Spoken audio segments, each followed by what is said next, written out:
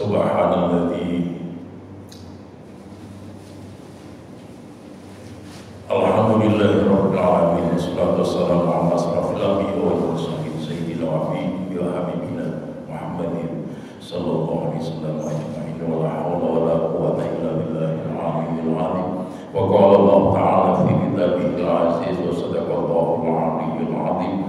A'udzu billahi as-sami'il 'alim minasyaitonir rajim. Tabarakalladzi biyadihil mulku wa huwa 'ala kulli syai'in qadir. Alladzi khalaqal mauta wal hayata liyabluwakum ayyukum ahsanu amala wa huwal azizul ghafur. Wa qala an-nabiy sallallahu alaihi wasallam haqqul muslim 'alal muslim sittun idza laqitahu fasallim 'alaihi wa idza da'aka fa'ajibhu wa idza istansahaka fansahhu wa idza atasa fahamidallah fasabbihhu wa idza marida fa'udhu wa idza mata fa'atba'hu rawahu Muslim. Para bapak, para ibu dan saudara-saudara sekalian jemaah salat subuh Masjid Nurul Islam yang berbahagia, alhamdulillah, puji syukur kita panjatkan kepada Allah Subhanahu wa taala karena sampai detik ini kita semua berada dalam keadaan sehat walafiat sehingga dapat hadir di majelis yang mubarak ini dalam rangka untuk mengikuti sholat subuh secara berjamaah dan sekaligus dilanjut dengan kajian tentang kitab Riyadhus Shalihin. Bapak Ibu dan saudara-saudara sekalian yang berbahagia, tadi dalam pembukaan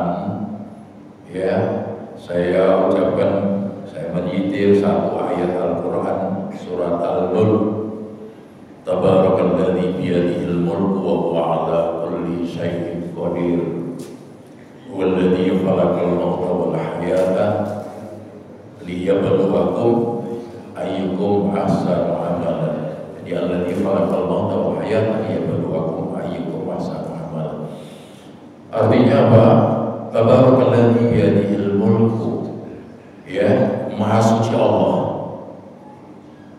yang di bawah genggaman tangannya, di bawah genggaman kekuasaannya segala kerajaan. Wa 'ala kulli syai'in qadir, dan Dia itu maha kuasa atas segala sesuatu. Alladzi khalaqal mauta wal hayata, yang telah menciptakan hidup dan mati. Liyabluwakum ayyukum ahsanu amala, untuk menguji siapa di antara kamu yang paling baik amalnya. Wahul azizul ghafur, dan Dia itu maha perkasa lagi maha pengampun. Bapak Ibu dan saudara-saudara sekalian, sebagai muslim kita meyakini dengan sepenuh hati bahwa segala yang terjadi di alam semesta, termasuk yang terjadi pada kita manusia, sehat ataupun sakit, naik ataupun jatuh, kaya atau miskin, bahagia atau celaka, pintar atau bodoh, semua dia lepas daripada takdir ilahi. Dan demikian juga ada, kita tahu bahwa hidup ini bagaikan roda berputar, kadang di bawah, kadang di atas. Yang di bawah tidak selamanya di bawah, suatu saat dia juga bisa naik ke atas. Yang di atas tidak selamanya di atas, suatu saat dia juga akan bisa jatuh ke bawah. Yang sehat tidak selamanya sehat, suatu saat dia juga sakit. Yang sakit tidak selamanya sakit, suatu saat dia mati. Bapak Ibu dan saudara-saudara sekalian, makanya kajian kita pada pagi hari ini adalah kajian bersambung ini. Kita ayadatil marid, wa tasmi'il mayyit, wa salati alaihi, wa huduri dafnihi, wal mab'asi 'inda qabrihi ba'da dafnihi. Artinya apa?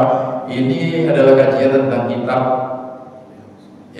kajian tentang kitab Iyadatul Marid, tentang menyambangi orang sakit, wa tasbihil mayyit, mengantarkan jenazah, wa sholati alaihi, nyolati jenazah, wa huduri dafnihi, kita datang dalam pemakaman, ya kita ngantarkan ke pemakamannya, wal maqsiya 'inda qabrihi ba'da dafnihi, dan kita berhenti sejenak ya di sisi kuburnya setelah pemakaman. Ini saya lihat ayat kajian tentang ini penting sekali, sebab apa, semua kita pasti mengalami, kita semua pasti nanti juga pernah sakit, kita juga mati, kita juga akan diantarkan ke kubur, kita juga akan dikubur dan seterusnya. Bapak Ibu dan saudara-saudara sekalian, yang pertama ya, hadis yang pertama Adil Barra bin Gharib radhiyallahu anhuma, dari Barra bin Gharib radhiyallahu anhuma qol, ia berkata, amara Rasulullah sallallahu alaihi wasallam bi adatil marid wa tibail janazah wa tasmitil atas wa ibararil muqsim wa nasril madlum wa ijabatit da'i wa ifsa'is salam, muttafaqun alaih. Ya, bahwa Rasulullah SAW perintahkan kepada kita supaya kita mau nyambangi orang yang sakit, wattiba'i jenazah, mengiringi jenazah, wa tasmitil atas, mendoakan orang-orang yang bersin, wa ibraril muqsim, memenuhi sumpah, wa nasril madlum, menolong orang-orang yang didolimi, wa ijabatid da'i, ya mengabulkan atau memenuhi undangan, wa ifsa'is salam, dan menebarkan salam. Dan Bapak Ibu dan saudara-saudara sekalian yang berbahagia, nyambangi orang sakit ya, ini ya sebagai muslim kita memang punya kewajiban. Kalau kita apalagi yang sakit itu ya, jamaah kita sendiri sama jamaah Masjid Nurul Islam misalnya ya, ini diusahakan bagaimanapun kita sambangi, karena untuk menghibur hatinya, kadang-kadang untuk mengingatkannya ya, siapa tahu dengan doa-doa kita yang nyambangi orang sakit ya, akhirnya semangatnya ada, masih kuat ya hatinya, sehingga dia masih diberikan kesembuhan oleh Allah Subhanahu wa taala.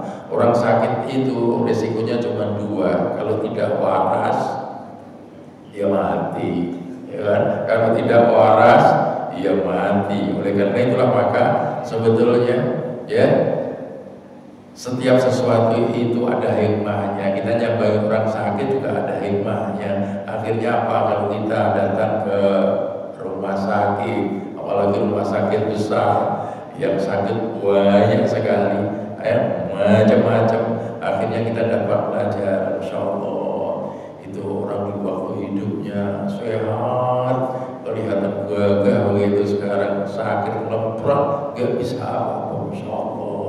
Akhirnya apa, kita bisa introspeksi diri.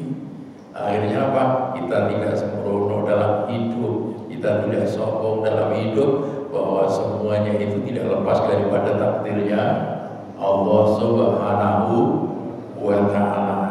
Nah, oleh karena itulah maka Bapak Ibu dan saudara-saudara sekalian, dalam hadis yang lain diriwayatkan oleh Imam Muslim ya, itu ada 6. Jadi kalau Rasulullah sallallahu alaihi wasallam, haqqul muslim 'alal muslim sittun. Wajiban muslim satu terhadap muslim yang lain itu ada 6 di situ. Itu hadis yang diriwayatkan oleh Imam Muslim. Tapi kalau tadi itu kan muttafaqun alaih, disepakati oleh dua imam besar. Tapi kalau yang satu ini oleh Imam Muslim, tapi hadisnya sama-sama sahih. Di situ dikatakan bahwa ya, haqqul muslim 'alal muslim sittun, wajiban muslim terhadap muslim lainnya itu ada 6, yaitu idza laqitahu fasallim alaih. Jadi apabila kau berjumpa dengannya, maka ucapkan salam kepadanya. Wa idza da'aka fa'ajibahu, apabila kau diundang maka penuhilah undangannya. Wa idza stansahaka fansahu, apabila kau diminta nasihat, berilah dia nasihat. Wa idza atasa hamidallah fa'udhu, Fasabit apabila dia bersin dan dia mengucapkan alhamdulillah, maka doakan dia. Wa idza marido fa'udhu, apabila dia sakit maka jenguklah. Wa idza mata fa'atba'hu, apabila dia mati maka iringkan jenazahnya, antarkan jenazahnya ke kubur. Masya Allah. Nah, antarkan jenazah ke kubur itu kadang-kadang kan orang kita ini kadang-kadang kalau takziah, memang kita takziah ya, itu hukumnya fardu kifayah. Nyolati jenazah apa itu kan fardu kifayah. Cuman kalau kita tahu ilmunya, akhirnya apa? Yuk kita sergap kalau ada orang meninggal kita takziah. Orang itu sebaliknya biasanya menjadi kebiasaan ya, kalau sampean rajin, kalau ada orang meninggal sampean takziah, sampai mati biasanya yang takziah juga banyak. Itu sampai buktikan kalau nggak percaya. Sampai endeng orang mati, kemudian sampai suka takziah, suka ngantarkannya sampai ke kubur. Sampai besok kalau mati yang takziah itu lupa banyak. Tapi sampai orang mati cuek, akhirnya apa? Sampai sendiri mati, ya takziah cuma sedikit, yang nyolati juga cuma sedikit, ya kasihan itu. Oleh karena itulah makanya ya kita punya kebiasaan, apalagi sesama jamaah. Kita itu sebetulnya kalau sholat jamaah itu kan bisa sekaligus kontrol orang-orang yang ada di belakangnya. Siapa di antara jamaah kita yang tidak ada, ya kalau tidak ada kemana dia. Dulu Kanjeng Nabi itu kayak begitu. Kanjeng Nabi itu habis sholat jamaah itu dilihat semua. Biasanya yang ada pada ada ditanyakan kepada si fulan, sakit ya Rasul, kalau sakit kita sambangi. Kalau kita mesti ditanyakan itu untuk ngecek pada jamaah itu. Biasanya lewat sholat jamaah. Karena kalau orang sudah punya kebiasaan sholat jamaah, rasanya kalau tidak datang ke masjid untuk sholat berjamaah itu ada sesuatu yang hilang dalam kehidupannya. Menganggap ada sesuatu yang hilang. Sampai kalau sudah merasakan seperti itu, oh berarti sampai sholat jamaah itu sudah menjadi kebiasaan sampai yang bagus. Tapi nih sampai sholat jamaah yuk nggak ada pengaruhnya belas, ya berarti belum apa-apa. Ada nih sampai sholat malam itu. Sholat malam kalau sampai misalnya satu malam terlewatkan nggak sholat malam, sampai siang harinya itu merasakan ada sesuatu yang hilang yang tidak bisa ditebus dengan apapun, itu berarti sholat malam sudah merasuk. Tapi dia sampai sholat malam nggak sholat malam biasa, ya berarti belum merasuk di hati. Nah, Bapak Ibu dan saudara-saudara sekalian, kemudian yang berikutnya, nah ini hadis yang ketiga. Nah, ini luar biasa ya. Waduh, berarti ambil dari Abu Hurairah juga. Bersabda, Rasulullah SAW berkata, Rasulullah SAW, Rasulullah bersabda, ini hadis qudsi, Inna Allah Azza wa Jalla yaqulu yaumal qiyamah, sesungguhnya Allah Subhanahu wa Ta'ala berfirman pada hari kiamat nanti, ya benar Adam, manitu falam ta'udani, wahai anak cucu Adam, ya aku sakit, falam ta'udani, mengapa kamu tidak nyambangi aku? Qala ya Rabbi kaifa a'uduka wa anta rabbul alamin. Ya Allah, ya Tuhanku, bagaimana aku bisa nyambangi kamu sedangkan Engkau adalah Tuhan semesta alam? Qala amma alimta anna abdi fulanan marida fala ta'udahu.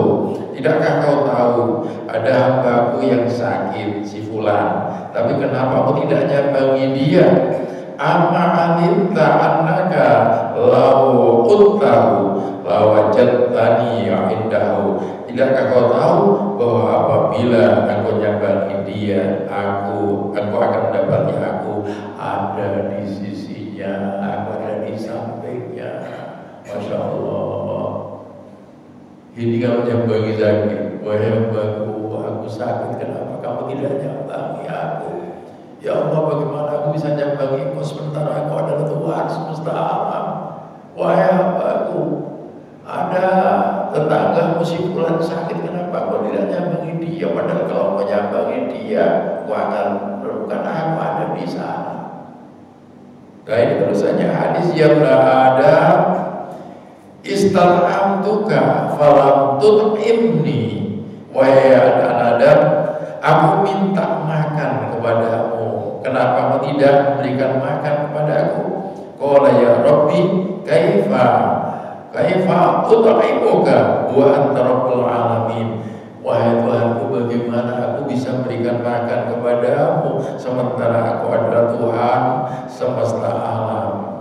Masya Allah. Qala ama'alinta annahu amaka abdi fulanun falam tut'imahu. Ya, tidakkah kau tahu bahwa ada hambaku si fulan minta makan kepadamu, kenapa tidak kamu kasih makan dia? Ama'alinta annaka law an'amtahu lawajadtani dzalika indi. Tidakkah kau tahu bahwa sungguhnya jika engkau kasih makan dia, kau akan menemukan aku ada di sana.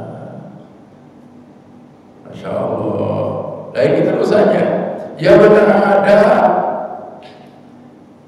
Istasqaituka falam taskini, wahai anak Adam, aku minta minum kepadamu, kenapa kau tidak berikan minum kepadaku? Qala ya Rabbi kaifa asqika wa anta rabbul alamin. Bagaimana aku bisa memberikan minum kepadamu sementara kau adalah Tuhan semesta alam? Qala istasqaka abdi fulanun falam tuskihi amma annaka law saqaitahu lawajadta dzalika indi. Ya, tidakkah kau tahu bahwa hambaku fulan minta minum kepadaku, kenapa kamu tidak kasih minum? Padahal kalau kau tahu di saat kau kasih minum itu kau akan menemukan aku berada di sisinya, kau akan lihat aku ada di sampingnya. Masya Allah. Ini terus aja banyak sebetulnya. Ini hadis sahih, ini termasuk hadis qudsi, di mana hadis qudsi itu peringkatnya adalah nomor 2 setelah Al-Quran. Ya, nomor 2 setelah Al-Quran. Makanya tingkatannya ada Al-Quran, ada hadis qudsi, ada hadis nabawi. Itu peringkat utamanya Al-Quran. Beda prinsipnya apa? Kalau Quran itu baik isi maupun redaksinya itu adalah langsung dari Allah Subhanahu wa Ta'ala. Nabi tidak merubah sedikit pun walaupun satu huruf, gak dirubah belas. Quran itu langsung dari Allah Subhanahu wa Ta'ala. Untuk buktikan itu gampang, sampai bisa lihat kata kul yang ada dalam Al-Quran. Kul huwallahu ahad, kul a'udzu birabbil falaq, kul a'udzu birabbin nas, kul ya ayyuhal kafirun. Kul jangan cuma katakanlah. Andai kan itu dibuang itu tidak apa-apa. Ya. Tapi Nabi tidak mengurangi sedikit pun. Ya sudah itu adanya. Baik redaksi maupun isinya langsung dari Allah Subhanahu wa Ta'ala. Tapi kalau hadis qudsi di peringkatnya kedua, hadis qudsi itu isinya adalah dari Allah Subhanahu wa Ta'ala, redaksinya dari Nabi atas bimbingan Allah Subhanahu wa Ta'ala. Itu hadis qudsi. Sementara yang ketiga itu hadis nabawi. Hadis nabawi itu ya, itu baik isi maupun redaksinya itu dari Rasul sendiri, tapi atas bimbingan wahyu dari Allah Subhanahu wa Ta'ala. Oleh karena itu makanya sampai dikatakan wa ma yantiqu 'anil hawa in huwa illa wahyu yuha. Tiadalah itu Quran itu. Tiadalah apa yang dikatakan Muhammad itu kecuali wahyu yang telah diwahyukan kepadanya. Masya Allah. Nah, Bapak Ibu dan saudara-saudara sekalian yang berbahagia, ya. Kemudian berikutnya hadis yang keempat, wa Abi Musa radhiyallahu anhu, dari Abi Musa radhiyallahu anhu qala Rasulullah sallallahu alaihi wasallam udul marid wa at'imul ja'i wa hukul aniyah rawahul Bukhari. Artinya apa? Sambangi orang sakit, beri makan orang yang lapar, dan bebaskan tawanan. Kalau memang ada orang sakit, sambangi. Kalau ada orang yang lapar, kasih dia makan. Ya, insya Allah akan dibalas langsung oleh Allah Subhanahu wa Ta'ala. Ya, dan ini yang hadis berikutnya ini yang luar biasa ya.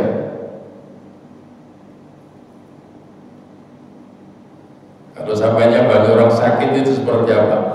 Wa an Ali radhiyallahu anhu, dari Ali radhiyallahu anhu qala, ya, ia berkata, sami itu Rasulullah sallallahu alaihi wasallam, aku mendengar Rasulullah sallallahu alaihi wasallam berkata, yaqul ma min muslimin ya'udu musliman ghudwatan illa shalla alaihi sab'una alfa malakin hatta yunsi. Tiadalah seorang muslim yang nyambangi muslim yang lain di waktu pagi kecuali para malaikat 70.000 malaikat memberikan doa, mendoakan kepadanya, ya, mendoakan kepadanya sampai sore harinya. Coba 70.000 malaikat disebutkan sab'una alfa malakin hatta yunsiya. Jadi 70.000 malaikat itu mendoakannya sampai waktu sore. Wa inna adahu asiyatan sallallahu alaihi sab'una alfa malakin hatta yusbiha. Apabila kau nyambangi di waktu sore, maka ya 70.000 malaikat akan mendoakan kamu yang sampai pagi harinya.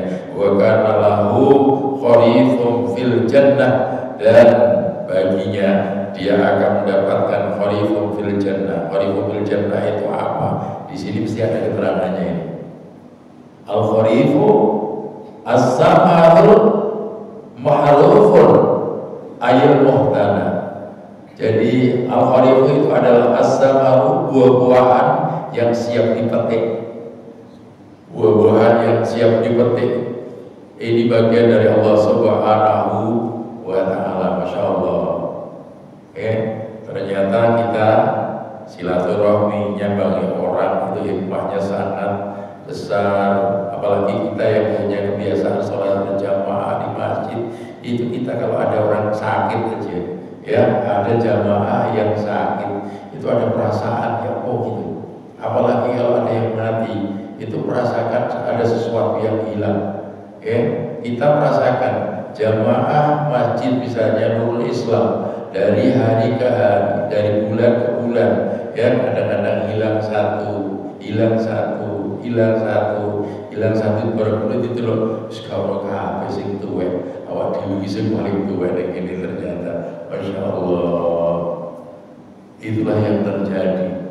Saya merasakan seperti itu, merasakan ya Allah, ini jamaah di masjid saya, Masjid Anur, tak lihat sing tua-tua sekarang kabeh. Pak Kasroni termasuk setua, ya, 67 tahun, itu sebab tua. Ya ada saya lihat yang masih ada sampai 83 tahun. Pak, sampai usianya berapa? Saya 83 tahun. Alhamdulillah. Tak dulu, biasa nih paling sering ke masjid. Sekarang sudah sering sakit-sakitan, sering tidak ke masjid. Padahal biasanya Pak sampai tahu, biasanya setiap jam 3 malam itu sudah di masjid. Jam 3 malam sudah ada di masjid. Sekarang udah mulai sakit-sakitan, udah sering-sering ya tidak berada di masjid. Tapi satu hal yang perlu diingat, kalau kita punya kebiasaan baik, rajin sholat berjamaah, rajin mengaji, rajin sholat malam, itu kalau sakit sampai absennya itu udah tetap titik. Sampai punya kebiasaan sholat malam, pada suatu hari, beberapa hari misalnya atau beberapa minggu sampean sakit, absen sampai sholat malam itu tetap titik. Ada orang yang punya kebiasaan sholat malam, ternyata dia kena stroke, sehingga sudah kena stroke lama, sudah sampai 5 tahun masih juga belum meninggal.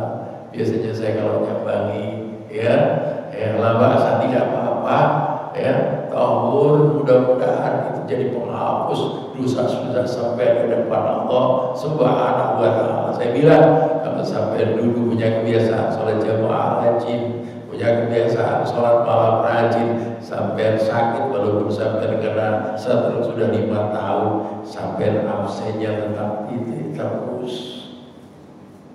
Makanya kita tidak boleh berkecil hati, nangis kadang-kadang, aku gak bisa sholat tahajud mana, aku gak bisa sholat jamaah mana di masjid. Jangan khawatir, Gusti Allah itu Maha Tahu.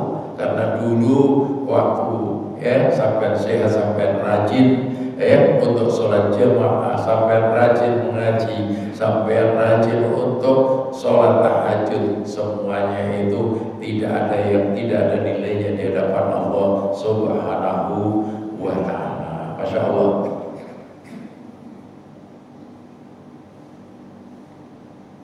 Dan ini ada berikutnya. Ini ada pembantu Rasulullah ternyata Yahudi. Ada seorang pemuda.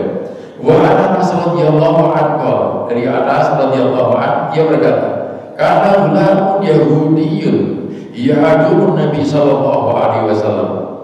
Ya. Jadi ada seorang pemuda Yahudi, pelayan daripada Rasulullah sallallahu alaihi wasallam. Fa marida ata Nabi sallallahu alaihi wasallam. Ya'uduhu. Jadi karena dia sakit, maka datang Nabi untuk nyambangi. Fata'ala indarasi, Nabi duduk di samping kepalanya. Faqala, Nabi mengatakan aslim, ya aslim. Sampai dipegang Nabi, kepalanya ke aslim, masuk Islamlah kamu. Fanadhara ila abihi wa huwa indahu. Ya, pemuda itu akhirnya melihat kepada ayahnya dan ayahnya ada di sampingnya. Faqala Ali Abul Qasim, taatilah Abul Qasim. Abul Qasim itu julukan daripada Kanjeng Nabi, karena Nabi Abi itu kan ayahnya Qasim, putra Nabi ada yang namanya Qasim. Afa aslam fa'arajan Nabi sallallahu alaihi wasallam. Ya. Kata abahnya, taatilah Abul Qasim. Fa'aslam, maka dia masuk Islam. Akhirnya pembantuannya Nabi yang Yahudi itu masuk Islam. Fa'arajan Nabi sallallahu alaihi wasallam wa huwa yaqul, maka keluarlah Nabi dan dia mengatakan, alhamdulillah alladzi anqadhahu minan nar, yang telah bebaskan dia daripada siksa api neraka. Aduh, ternyata pembantunya Nabi, yang pelayan Nabi ada yang Yahudi, karena dia anak muda, dia sakit, banyak sakitnya sudah parah, sambangi Nabi, dilus-lus asli masuk Islam kamu. Ya, akhirnya dia melirik ayahnya, ayahnya bilang taatlah pada Abul Qasim, taatlah pada Nabi. Akhirnya dia masuk Islam. Apa yang dilakukan Nabi? Akhirnya setelah itu Nabi keluar, Nabi mengatakan, ya alhamdulillahirabbil alamin, Allah telah bebaskan dia ya dari siksa api neraka karena dia sudah Islam. Makanya ingat dalam Al-Qur'an, ya ayyuhalladzina amanu ittaqullaha haqqa tuqatih wa la tamutunna illa wa antum muslimun. Wahai orang-orang yang beriman, masuklah wahai orang yang beriman, bertakwalah kepada Allah dengan sebenar-benar takwa. Wa la tamutunna illa wa antum muslimun, dan janganlah kau mati kecuali mati dalam keadaan Islam. Itu. Makanya kalau kita ada punya keluarga ya dan dia non muslim mati, masya Allah ya, itu kayak begitu. Dan oleh karena itu makanya berbahagialah kalau sampean saat keluarga muslim, bapak ibunya muslim, anak-anak muslim ya, dan semuanya taat menjalankan perintah agama, semua menjalankan syariat Islam dengan baik.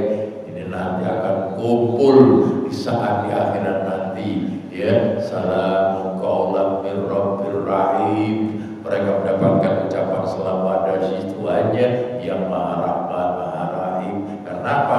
Telah dapat membina sebuah keluarganya barokah, keluarganya sakinah, semuanya taat dalam menjalankan perintah agama. Masya Allah. Nah, ini ada bermayuda bihil marid, tentang mendoakan apa yang didoakan untuk mayit. Nah, ini unik ini. Anak Aisyah radhiyallahu anha, dari Aisyah radhiyallahu anha, Nabi sallallahu alaihi wasallam, karena idastakal insanu syai'un, idastakal insanu syai'a minhu au kanat qorahatu au jurhun. Jadi apabila ada orang yang ngadu kepada Nabi tentang sesuatu, ya, tentang sakit yang diderita, apakah karena luka kecil atau luka yang besar, itu qala Nabi sallallahu alaihi wasallam bi usbu'ihi hakadha.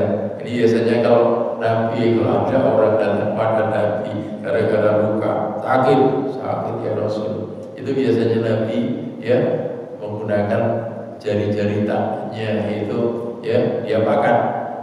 Ya, kalau kita tahu, kita dari desa, kebiasaan di desa kita, biasanya kalau Mbak Yai atau Pak Ustadz kadang-kadang ada orang luka, gimana ya? Kenapa? Luka ini tadi catol ya, akhirnya berdarah. Biasanya kan tangannya coba lagi, masukkannya cedak, habis itu ditaruh di tanah, ya, taruh tanah, taruh luka. Sembuh. Ternyata itu ada dasarnya, itu ada dasarnya. Wa rafa'a Sufyan bin Uyainah ar-Rawi, ya, Sufyan ibn Uyainah, rawi daripada hadis, meletakkan tangannya di bumi, summa rafa'a, kemudian mengangkatnya, wa qala bismillah turbatu ardina biriqati ba'dina yusqa bihi sakimuna bi'idni rabbina. Jadi Sufyan itu dudukan, ya, kalau ada orang sakit seperti itu, dia letakkan tangannya ke bumi, dia mengatakan, ya, bismillah turbatu ardina, ya, tanah itu adalah merupakan bagian dari bumi kita, biriqati ba'dina, ya, dengan ludah sebagian daripada kita. Dipakai air ludah, sampai dengan main-main air ludah itu ternyata luar biasa. Ya, sampai sakit, sampai nanti bisa buktikan. Ya, sampai bangun tidur, kok sampai belunge, sampai lehernya cengeng gitu, sakit, leher sampai sakit, bangun tidur. Biasanya pengobatan dulu yang sampai sekarang itu masih berlangsung tiap hari. Sampai kalau merasakan kaki itu ya cengeng, lehernya dia makan. Bismillahirrahmanirrahim. Allahumma sholli ala sayyidina Muhammad. Tidurin, ya sudah, habis tidur. Paling ya sampai Imam dia sembuh, kan? Gak percaya coba buktikan. Ya, luar biasa itu. Jadi pakai air ludah, ternyata itu ada dasarnya. Ya, ada dasarnya. Kalau luka itu tadi, ya, tanah ini adalah bagian daripada bumi kita. Ya, air ludah ini adalah merupakan bagian dari air ludah kita. Mudah-mudahan dengan ini maka disembuhkanlah sakitnya dengan izin Allah Subhanahu wa ta'ala. Sakimuna bi'idni rabbina, mudah-mudahan sakitnya disembuhkan dengan izin Tuhannya, dengan izin Allah Subhanahu wa ta'ala. Tinggal sampai mata enggak. Rahasianya doa itu kan mantap. Doa itu rahasianya mantap. Ya, kalau sampean madem mantep betul pada Allah Subhanahu wa taala, sembuh ya sembuh. Tapi kalau sampean gak yakin sampean sembuh, ya gak akan sembuh. Ana inda ba'dadhi abdi bi, kata Allah, aku ini tergantung prasangkanya hamba terhadap diriku. Ya. Insya Allah dia punya anggapan gimana kalau dia yakin bahwa doanya tak kabulkan, tapi kalau dia tidak yakin, ya gak tak kabulkan.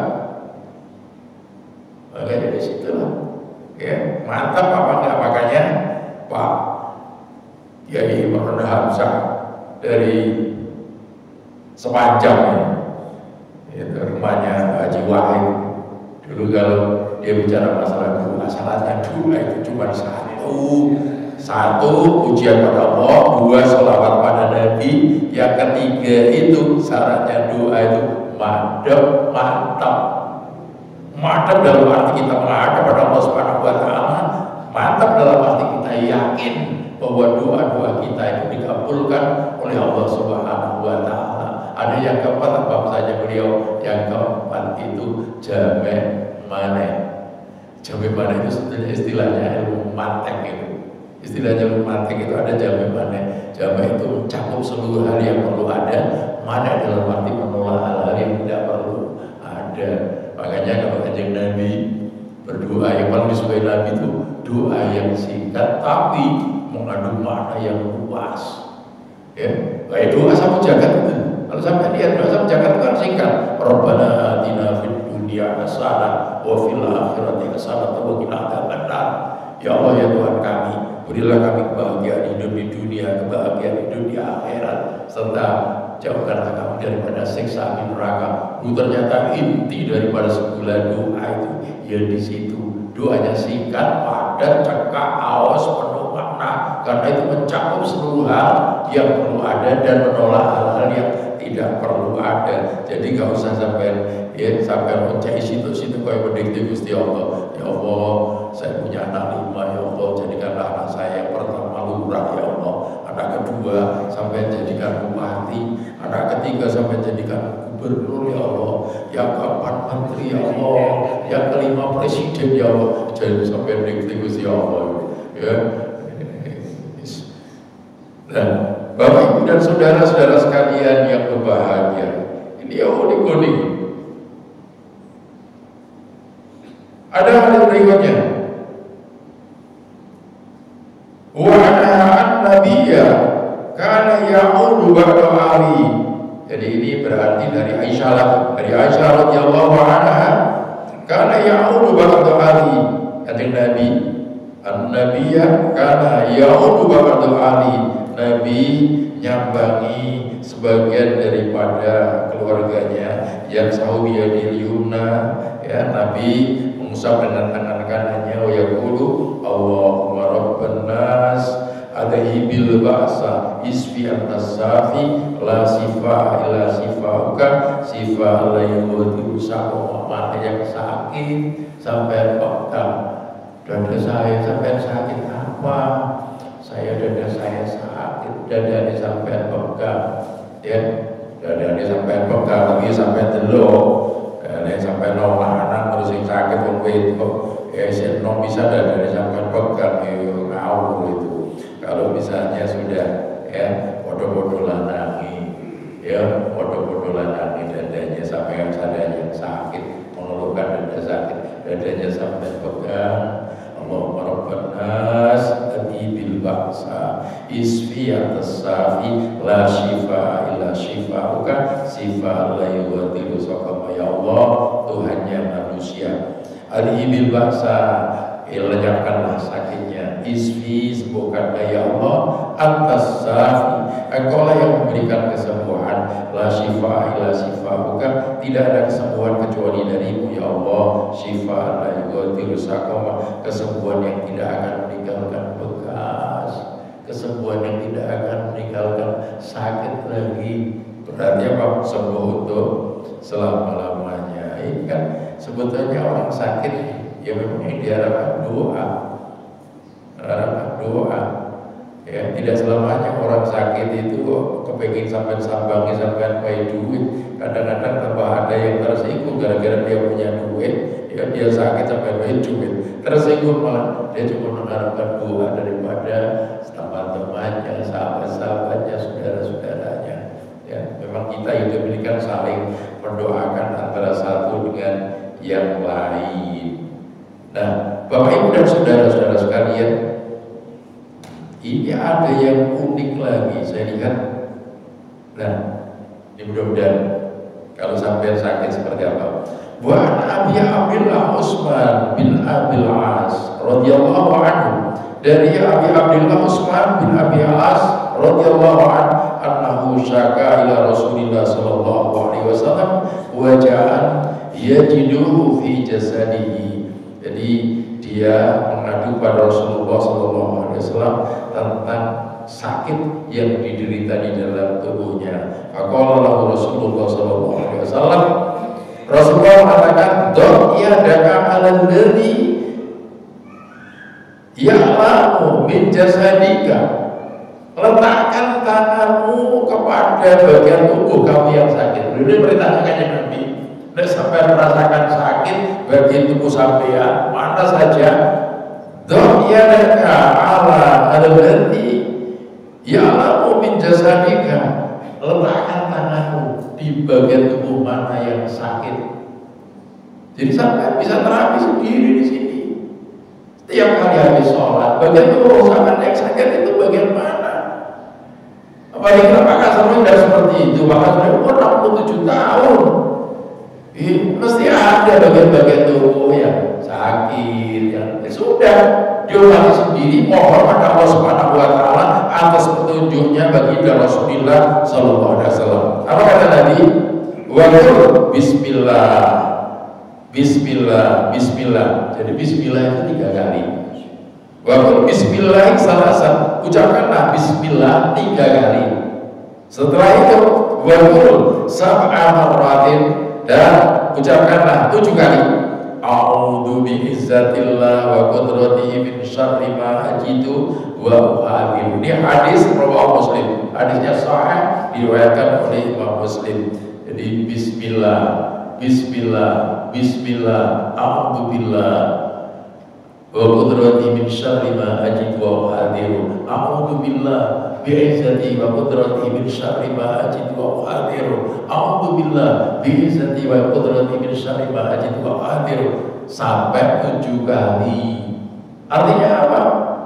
A'udzu billah, aku berlindung kepada Allah, bi'izzati, dengan kekuasaannya, dengan keagungannya, dengan keperkasaannya, wa qudratihi, dan kekuasaannya, min syarri ma ajidu wa uhadhiru, dari penyakit yang aku derita. Masya Allah. Ini kalau dilihat artinya seperti itu kan kita orang apa? Ya, insya Allah sampai akan ridho dengan sakit itu dan yakin betul bahwa kesembuhan itu adalah dari Allah Subhanahu wa taala. Dan yang caranya Pak, apa perlunya dokter? Yo, kita ini di samping kita berobat pada ahlinya, dokter, kalau sakitnya fisik, kita jangan percaya bahwa bukan itu dokter. Jangan sampai kalau punya keyakinan bahwa yang bodoh sampai sakit itu dokter, syirik sampai. Dokter ini hanya perantara saja, kesembuhan itu dari Allah Subhanahu wa taala. Makanya supaya sampai nggak syirik, sampai teman di samping minum doa sampean, di samping sampean berobat kepada dokter yang ahlinya, sampai berdoa kepada Allah, nanti kesembuhannya serahkan pada Allah Subhanahu wa taala. Itu tidak sampai apa boleh dokter ya waras. Saya kan pikir sih bukan dokter. Oh, dokter di lorong. Dokter lorong. Sampai gawat makan nasi. Makanya buah-buahan, karena memang dokternya sendiri sakitnya sudah parah. Kesembuhan itu dari Allah Subhanahu wa taala. Itu kalau sampai yakin bahwa kesembuhan dari Allah Subhanahu wa Ta'ala, akhirnya sampai sakit itu, sampai gak kecil hati, ya, diri sampai nanti misalnya kejablas mati, sampai itu disayang sama Allah Subhanahu wa Ta'ala. Masya Allah. Ingat ya, di sini sakit, saya bagian saya, tangan saya kiri sakit. Bismillah, Bismillah, Bismillah. A'udzubillah bi'izzati wa qudrati min syarri ma ajidu wa aqdiru. A'udzubillah bi'izzati wa qudrati min syarri ma ajidu wa aqdiru. A'udzubillah bi'izzati a'udzubillah bi'izzati wa qudrati min syarri ma ajidu wa aqdiru. Nek iso ngono Ustaz, yus dengan bahasa Indonesia boleh. Saya berlindung kepada Allah dari segala, ya, dengan keperkasaannya dan kekuasaannya dari segala penyakit yang aku derita, ya Allah.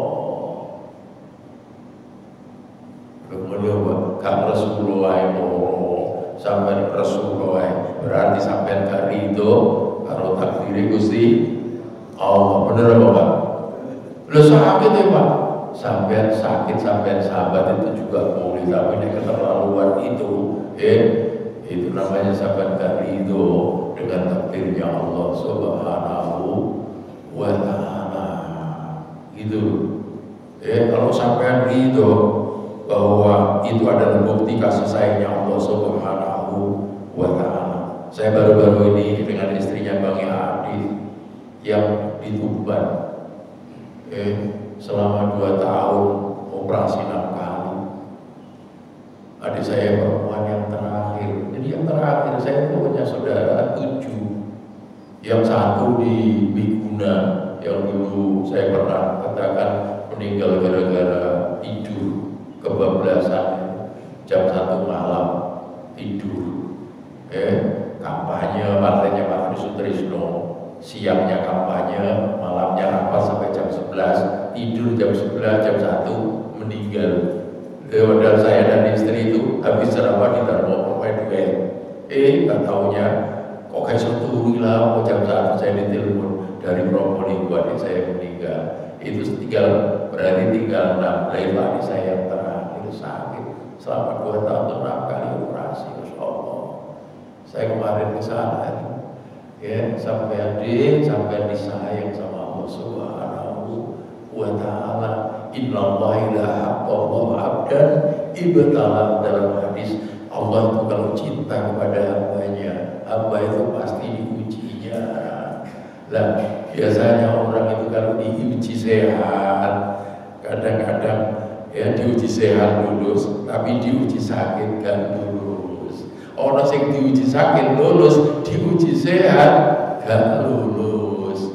Diuji dengan kemelaratan lulus, diuji dengan kekayaan gak lulus. Orang yang diuji dengan kekayaan lulus, diuji dengan kemelaratan gak lulus. Sebaliknya, wallazi khalaqal mauta wal hayata liyabluwakum ayyukum ahsanu amala. Ya, Dia yang menciptakan hidup dan mati adalah untuk menguji kamu, siapa di antara kamu yang paling baik amalnya. Makanya kalau kita menyadari itu ujian dari Allah Subhanahu wa Ta'ala, tinggal kita diuji oleh Allah sabar apa tidak. Kalau sampai sadar, insya Allah itu akan jadi menghapus dosa-dosa kita. Nah, ini ada hadis yang unik, ya. Hadis berikutnya ini unik ini.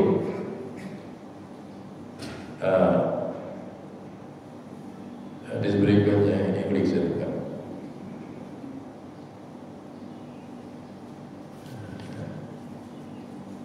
Nah ini gimana kalau sampai sudah sakit, sudah tidak ada harapan sembuh. Sakit kalau ada harapan sembuh.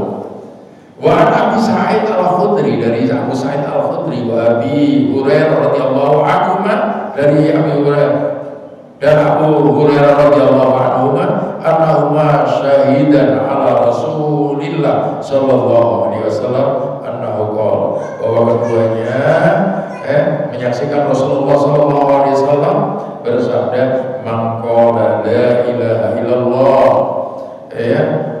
sadaqahu rabbuhu,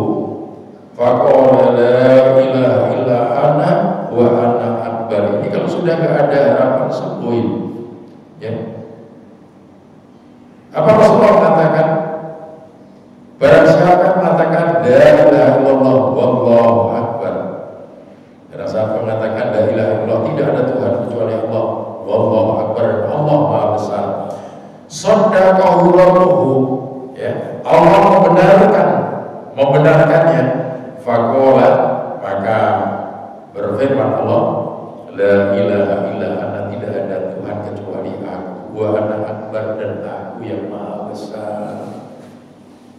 Wa idza qala la ilaha illallah wahdahu la syarika lah, apabila dia mengucapkan la ilaha illallah, tidak ada Tuhan kecuali Allah, wahdah, yang maha esa, la syarika lah, tiada sekutu baginya. Qala yaqulu la ilaha illallah, maka Allah mengatakan la ilaha illa ana wahdi, tidak ada Tuhan kecuali aku, ya, yang maha esa, la syarika, tidak ada yang dibutuhkan aku. Wa idza qala la ilaha illallah lahul mulku wa lahul hamdu qala la ilaha illa ana li alhamdu wa liyal mulk. Jadi akhirnya ternyata apa yang diucapkan orang yang sakit dalam zikirnya itu semuanya itu dijawab oleh Allah Subhanahu wa taala. Langsung dijawab oleh Allah Subhanahu wa taala. Jadi apabila dia mengucapkan tidak ada Tuhan, la ilaha illallah wahdahu la syarikalah, Allah nyambungnya la ilaha illa ana wahdi la syarika li. Wa idza qala, apabila dia mengucapkan la ilaha illallah lahul mulku wa lahul hamdu, maka langsung dijawab oleh Allah, la ilaha illa ana ilayyal hamd wa liyal mulk, tidak ada Tuhan kecuali aku, dan segala puji bagiku, dan segala kerajaan adalah milikku. Wa idza qala la ilaha illallah wa la haula wa la quwwata illa billah, maka Allah mengatakan la ilaha illa anta, tidak ada Tuhan kecuali aku, wa la haula wa la quwwata illa bi, tidak ada daya untuk bermanfaat, tidak ada kekuatan untuk menolak bahaya kecuali dariku. Wa kana yaqulu man qala fi mardihi, barang siapa yang mengatakan fi mardihi, dalam sakitnya, sumamata lantas abahun nar, barang siapa yang mengucapkan itu di kala sakitnya, kemudian dia mati, lantas abahun nar, maka api neraka tidak akan memakannya. Masya Allah. Coba ibu bagaimana kalau sampai ya di saat sampai wis kaon harapan, dan biar sampai sakit sampai selalu baca itu langsung dijawab oleh Allah. Dan terakhir dalam hadis ini dikatakan maqala fi maradihi, barang siapa yang membaca itu dikala dia sakit, ya, sumata, kemudian kok dia mati, lantas amaunar, maka dia tidak akan dimakan oleh api neraka. Dulu jika dimakan api neraka berada di surga tempatnya. Udah mulu gampang ya Ustaz, gak gampang ucapan waktu lorong iling kuning udah mudah. Orang sakit itu sabar, itu ada. Tapi ada orang sakit, dia benar-benar tambah merasa dekat dengan Allah Subhanahu wa taala. Makanya yang sampai sakit sampai jumuk tasbih, sehingga sampai terus gunakan untuk zikir kepada Allah Subhanahu wa taala. Ini kan intinya mengakui akan kebesaran dan kekuasaan Allah Subhanahu wa taala, sehingga sampai matinya itu dalam keadaan beriman, matinya dalam keadaan memiliki tauhid yang mantap, sehingga sampean dijamin tidak akan dimakan oleh api neraka. Berarti sampean dijamin untuk masuk surga. Masya Allah. Nah, saya kira ini barangkali ada pertanyaan sedikit aja karena sudah ada bel tadi itu waktu Isra, ya. Tapi kita kan sudah punya kebiasaan, biasanya waktu Isra ditambah 10 menit lalu kita sholat. Ini yang paling bagus memang ini, bukan waktu Isra begitu bel langsung sampean ya berdiri untuk sholat. Kalau sampai langsung berdiri untuk sholat, Ya, ada 3 waktu yang sebetulnya kita ini ya jangan lakukan itu. Apa? Waktu matahari baru terbit, waktu matahari istiwa ada di atas ubun kita, ya. Mau sholat dulu misalnya kan lengsernya, kemudian waktu maghrib pas matahari terbenam. Kenapa? Karena iblis mendekat kepada matahari itu untuk minta disembah. Makanya kebiasaan orang agama Shinto Jepang itu mereka nyembah matahari. Makanya dulu orang-orang di negara kita, di kampung-kampung kita itu ada yang kena pengaruh Jepang. Itu kalau pagi, saya punya tetangga itu kalau pagi itu dia sambil duduk kayak ngomong-ngomong gitu ada ke timur. Kalau sore mau menjelang matahari itu ada ke barat. Oh ini kena pengaruh Jepang ini.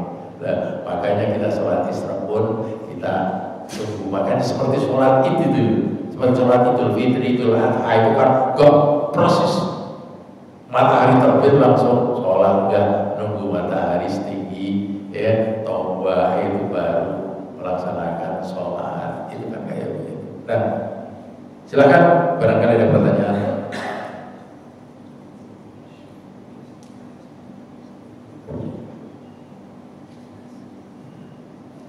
Ini nanti berikutnya rentetannya ini sampai ada sholat jenazah, sampai ada, wah ini banyak. Tapi semuanya berdasarkan hadis-hadis yang sahih. Ya, semua berdasarkan hadis yang sahih. Kita seringkali melihat dalam YouTube, ya kalau ulama besar meninggal, ulama besar wafat, biasanya yang takziah banyak, yang nyolati juga banyak, ya, masya Allah. Kita lihat ada Kiai Mustafa Bisri, ada Gus Baha, takziah, seorang ulama yang wafat, dua-duanya ikut mikul, masya Allah. Gus Mus, Kiai sepuh, karismatik, ulama di negeri ini besar, budayawan sekaligus seniman, dan Gus Baha, dua-duanya ikut mikul karena yang wafat ini adalah seorang ulama yang karismatik di Kudus. Beliau dua-duanya datang. Makanya dulu zaman saya masih di Lasem, pas Mbah Bisri, abahnya Gus Mus itu yang seto, masya Allah Pak, yang sholat di 157 abalan. Yang imam itu kiai-kiai besar di negeri ini, ada yang datang dari Malaysia. Ya, yang antarkan ke kuburan itu mulai dari masjidnya itu sampai kuburan, orang tidak peduli dengan sandal-sandalnya. Kira-kira sandalnya sakral, jualan-jualan nggak kawan sandal. Terus kamu tuh saya penting kok pikul. Kiai Bisri Mustafa, abahnya Gus Mus, ya Allah, ya beliau ulama besar, penulis tafsir, al-Iblis tafsir bahasa Jawa, nggak main-main. Memang itu putranya ulama besar, penulis tafsir bahasa Jawa, tapi namanya Iblis. Itu makanya tidak heran kalau ada orang meninggal tapi yang takziah begitu banyak, ya, memang orangnya endengan itu, masya Allah, itu kayak gitu. Nah, saya kira ini yang perlu saya sampaikan, mudah-mudahan bermanfaat. Kurang lebihnya mohon maaf, dan akhirnya marilah kita tutup dengan doa kafaratul majelis. Subhanallah wa bihamdika asyhadu an la ilaha illa anta astaghfiruka wa atubu ilaik. Assalamualaikum warahmatullahi wabarakatuh.